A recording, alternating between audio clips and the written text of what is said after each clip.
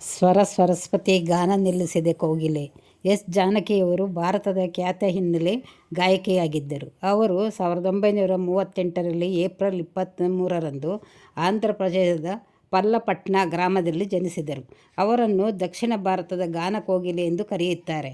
ಇವರು ಸೂರ್ಯ ಚಂದ್ರ ಇರುವವರೆಗೂ ಅವರ ಹಾಡುಗಳು ಅಮರವಾದದ್ದು. ಅವರು 17ಕ್ಕೂ ಹೆಚ್ಚು ಭಾಷೆಗಳಲ್ಲಿ ಹಾಡಿದ್ದಾರೆ. ಅವರು ಮೊದಲು ಹಾಡಿಗೆ 50 ರೂಪಾಯಿ ಸಂಭಾವನೆ ನೀಡಿದರು. ಆ ನಂತರ 1000 ರೂಪಾಯಿಗಳನ್ನು ಸಂಭಾವನೆ ನೀಡಿದರು. ಸುಮಾರು 48,000ಕ್ಕೂ ಹೆಚ್ಚಿನ ಹಾಡುಗಳನ್ನು ಹಾಡಿದ್ದಾರೆ. ಅವರು ಅತಿ ಹೆಚ್ಚು ಹಾಡು ಹಾಡಿದ್ದು ಕನ್ನಡದಲ್ಲಿಯೇ ಎಂಬುದು ವಿಶೇಷ.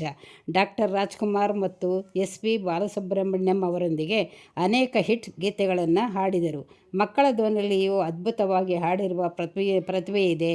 4 ರಾಷ್ಟ್ರೀಯ ಪ್ರಶಸ್ತಿ ಸೇರಿದಂತೆ ಅನೇಕ ಗೌರವಗಳು ಲಭಿಸಿವೆ. ಅವರು 2026ರ ಜುಲೈ 11ರಂದು ಮೈಸೂರಿನಲ್ಲಿ ನಿಧನರಾದರು.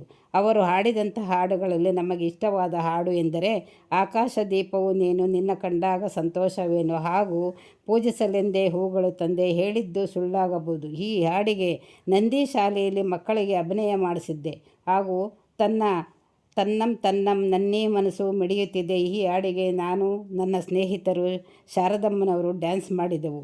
ಬಾನಿನಲ್ಲಿ ನೀನೆ, ಭುವಿಯಲ್ಲೂ ನೀನೆ, ಹೀಗೆ 1, 2, 8,000ಕ್ಕೂ ಹೆಚ್ಚು ಹಾಡಿದಂಥ ಮಧುರ ಹಾಡುಗಳಿಂದ ಕೂಡಿದಂತಹ ಕೋಗಿಲೆ ಮತ್ತೊಮ್ಮೆ ಕರ್ನಾಟಕದಲ್ಲಿ ಜನಿಸಿ ಬರಲೆಂದು ದೇವರಲ್ಲಿ ಪ್ರಾರ್ಥಿಸುತ್ತೇನೆ.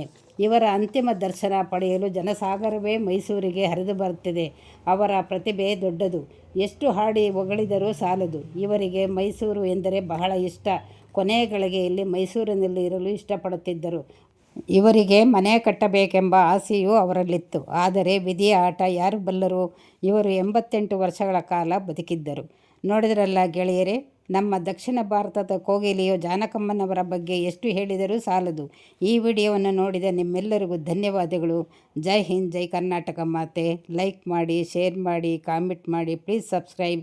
I love you all.